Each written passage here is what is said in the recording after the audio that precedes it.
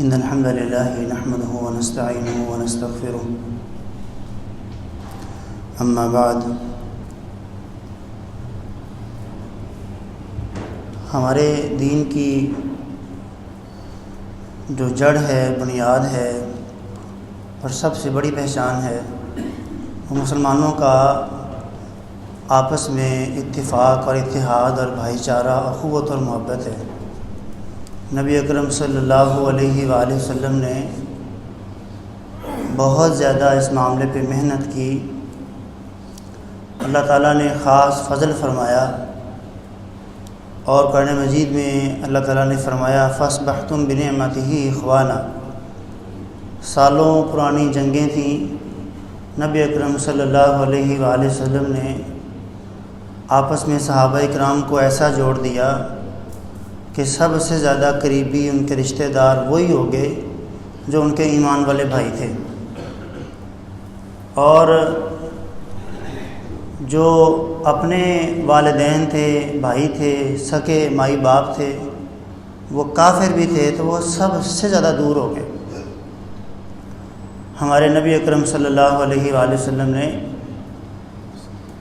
اس معاملے میں، اس مضمون میں لکھنے والے یہ لکھتے ہیں کہ پیارے پیغمبر صلی اللہ علیہ وسلم نے اس امت کو جو بنیادی چیزیں عطا فرمائی ہیں، ان میں پہلی چیز یہ ہے کہ اللہ کے رسول صلی اللہ علیہ وسلم نے اخلاص سکھایا، اور دوسری چیز جو عطا فرمائی، جو سکھائی، جس کی تربیت فرمائی، وہ ہے دوستی اور دشمنی۔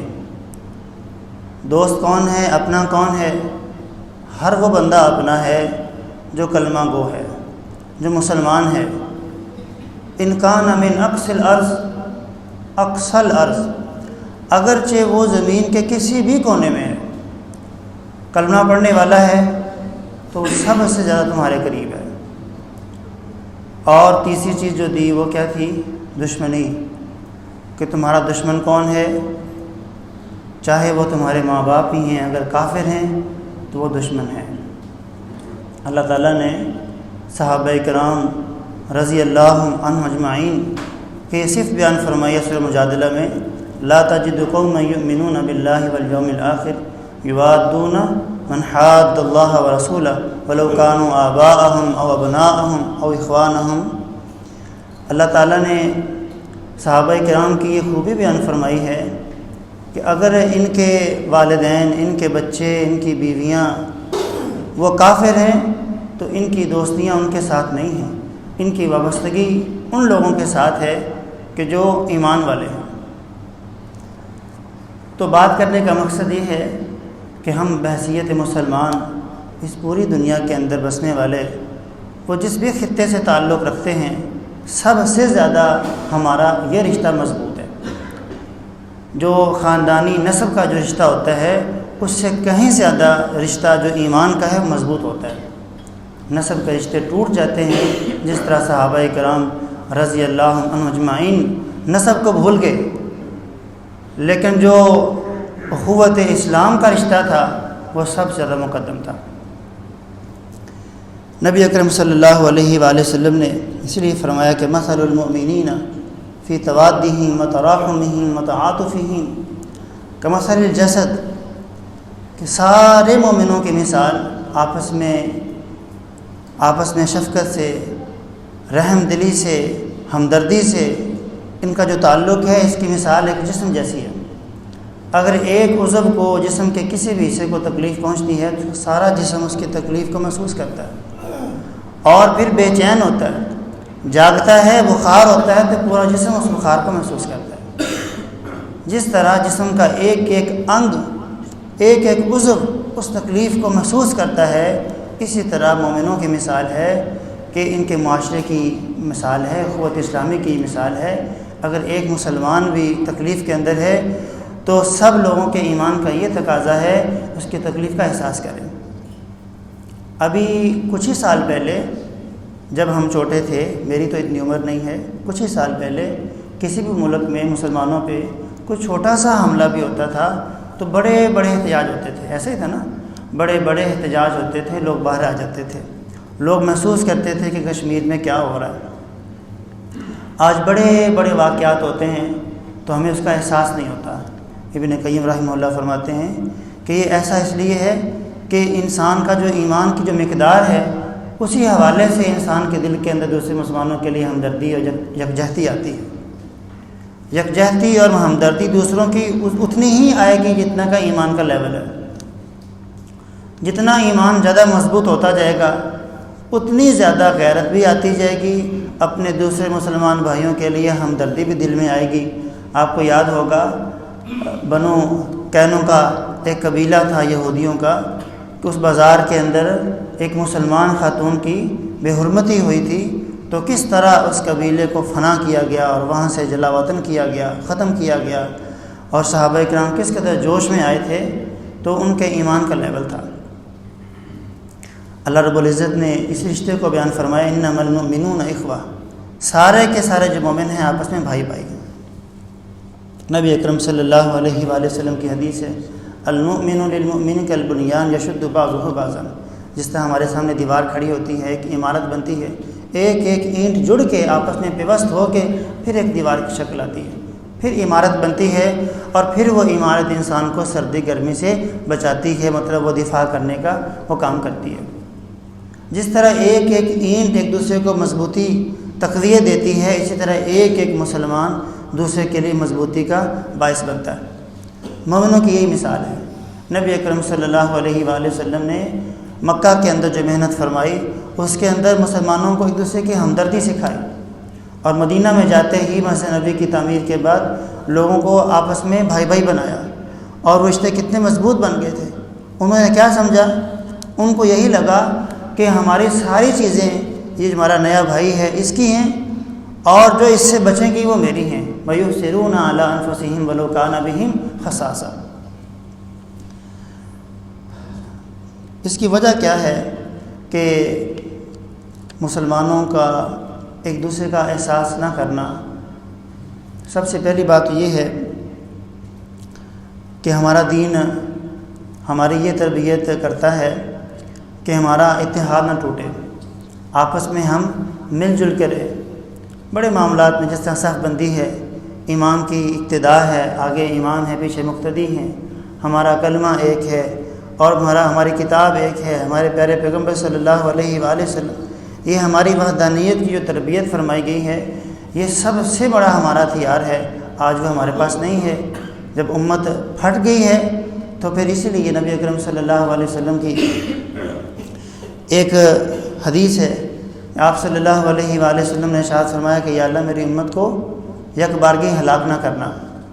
وہ ایک حدیث ہے نا جس میں آپ نے فرمایا کہ میں نے اللہ سے 3 دعائیں مانگی، ان تینوں دعاؤں میں سے 2 دعائیں اللہ پاک نے قبول فرمائی، اور جو تیسری چیز ہے وہ اللہ پاک نے قبول نہیں کی، کہ یا اللہ میری امت کو یک بارگی ہلاک نہ کرنا۔ اللہ تعالیٰ نے قبول فرمائی۔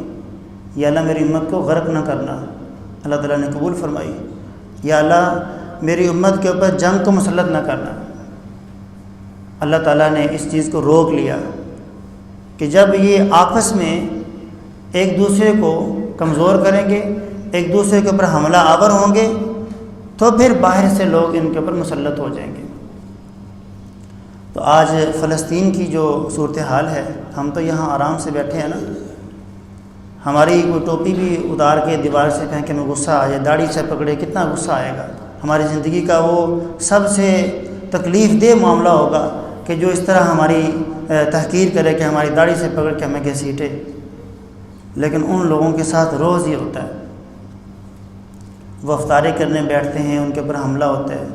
خواتین تراویح پڑھتی ہیں، ان کو وہ دبوچتے ہیں، ایک ایک خاتون کے اوپر 3 4 8 10 افراد اس کے اوپر جھپٹتے ہیں، اس کو باندھتے ہیں، اس کو نیچے گراتے ہیں، اوپر پاؤں رکھتے ہیں، پورا وزن ڈالتے ہیں، اگر وہ ہلتا ہے اوپر سے مکے مارتے ہیں۔ لیکن پھر بھی ان کے ایمان کا لیول چیک کریں۔ اور آج ہم بڑے پرسکون ماحول کے اندر رہ کر ان کی تکلیف کو محسوس نہ کریں، تو ہمیں اپنے ایمان کا جائزہ لینا چاہیے کہ ہمارے دین نے ہماری کیا تربیت کی ہے، کہ ہم کیا ہیں۔ اور سارے مسلمان بھائی جس بھی کونے کے اندر ہوں، چونکہ ہم خطوں کے اندر بانٹ دیے گئے ہیں، لکیریں لگا دی گئی ہیں، اپنے اپنے جھنڈے دے دیے گئے ہیں، ہمارے اپنے جھنڈے سے، اپنی اس لکیر سے، اس بارڈر لائن سے وابستگی ہے، اسی سے محبت ہے، اسی کا دفاع ہے۔ جبکہ اسی لائن کے ساتھ ہی وہی لوگ ہیں جو ہم جیسا کلمہ پڑھتے ہیں، ان کی نمازیں بھی بلکہ ہم سے اچھی ہیں۔ جہاں جہاں اس طرح کی آزمائشیں ہیں ان کی نمازیں بھی ہم سے اچھی ہیں، ان کے عقیدے بھی، ان کا ایمان کا لیول بھی بہت اونچا ہے۔ جن چیزوں کا وہ سامنا کر رہے ہیں ہم نے وہ چیزیں کبھی زندگی میں محسوس ہی نہیں کی۔ چھوٹے چھوٹے بچے ہیں، ایک ہاتھ میں فیڈر پکڑا ہوا ہے، دوسرے ہاتھ میں پتھر پکڑا ہوا ہے، اور ساتھ ہی ماں کھڑی ہے اور ساتھ ہی بیٹی کھڑی ہے، اس کے ہاتھ میں اپنا جھنڈا ہے ملک کا۔ اللہ سے دعا ہے کہ اللہ پاک ہمیں دوسرے مسلمانوں کی ہمدردی نصیب فرمائے۔ ابن قیم رحمہ اللہ فرماتے ہیں کہ ہمدردی، یکجہتی ایک مسلمان جو دوسرے کے لیے کر سکتا ہے، اس کے کئی طریقے ہیں، مال سے، ہاتھ سے، زبان سے، بول کے، تقریر سے، واعظ سے، جسم سے، بہت سارے طریقے ہیں۔ اس میں یہ بھی لکھتے ہیں کہ ایک یہ بھی طریقہ ہے ہمدردی کرنے کا کہ آپ گڑ گڑائیں اور روئیں اپنے دوسرے مسلمان بھائیوں کے لیے کہ یا اللہ ان کے لیے آسانیاں فرما۔ نبی اکرم صلی اللہ علیہ وآلہ وسلم جب مدینہ میں تھے تو کچھ لوگ ہجرت نہیں کر پائے تھے، مکہ کے اندر ہی روک لیے گئے تھے، وہاں ان پہ ظلم ہوتا تھا، تو نبی اکرم صلی اللہ علیہ وآلہ وسلم رو رو کے، گڑ گڑا کے، نماز میں نام لے کے ان کی نجات کے لیے اللہ سے دعائیں کرتے۔ اس مضمون میں یہ چیز سب سے نمایاں ہے کہ پیارے پیغمبر صلی اللہ علیہ وآلہ وسلم اس کائنات میں سب سے زیادہ ہمدردی، یکجہتی کرنے والے اپنے صحابہ اکرام کے ساتھ ہیں۔ آپ صلی اللہ علیہ وآلہ وسلم کو صحابہ اکرام کی تکلیف، ان کی مصیبت بہت زیادہ محسوس ہوتی تھی، اس لیے محدثین لکھتے ہیں اس لیے کہ صحابہ اکرام رضوان اللہ علیہم اجمعین نبی اکرم صلی اللہ علیہ وسلم کی اتباع بہت کرتے تھے، اسی لیے پیارے پیغمبر صلی اللہ علیہ وآلہ وسلم ان کے ساتھ بہت زیادہ ہمدردی کرتے تھے، جس کی یہ بہترین مثال ہے کہ آپ صلی اللہ علیہ وسلم نے ان مظلوم لوگوں کے لیے نماز کے اندر قنوت نازلہ میں نام لے کے اللہ سے نجات کی دعائیں مانگی کہ یا اللہ ولید بن ولید کو نجات دے دے، فلاں کو نجات دے دے، یا اللہ فلاں کے لیے آسانی کر دے۔ اللہ سے دعا ہے کہ جتنا ہم کر سکتے ہیں اتنی اپنے مسلمان بھائیوں کے لیے ہمدردی کرنے کے اللہ پاک ہمیں توفیق نصیب فرمائے۔ اپنی سرحد سے، اپنی بارڈر لائن سے، اپنے پرچم سے، مسلمانوں کا تو ایک ہی پرچم ہے نا، ان کی تو وہاں تک بارڈر لائن ہے جہاں تک مسلمان ہیں، اور جہاں کہیں بھی ہیں ان کی حدود، ان کی سرحدیں اتنی ہی وسیع ہیں جہاں تک مسلمان پھیلے ہوئے ہیں۔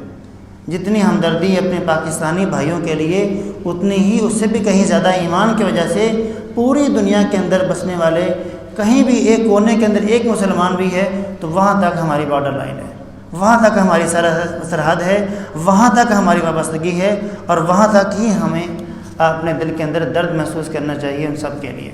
یہ ہمارے ایمان کے لیے، ہمارے ایمان کا بنیادی تقاضا ہے۔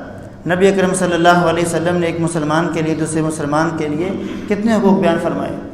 اپنے لیے جو پسند کرتے ہیں وہی دوسروں کے لیے پسند کریں، دوسرے مسلمان بھائیوں کے لیے اپنے لیے کیا پسند کرتے ہیں جس ماحول میں ہم رہ رہے ہیں۔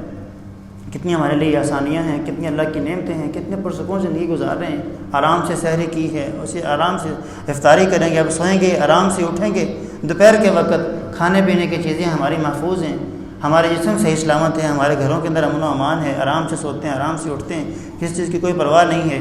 لیکن ہمارے بالکل ساتھ ہی کشمیر کے اندر ہیں، کبھی 15-20 سال پہلے چھوٹا سا واقعہ ہوتا تھا، لوگ سڑکوں پہ آ جاتے تھے، بڑا احتجاج کرتے تھے۔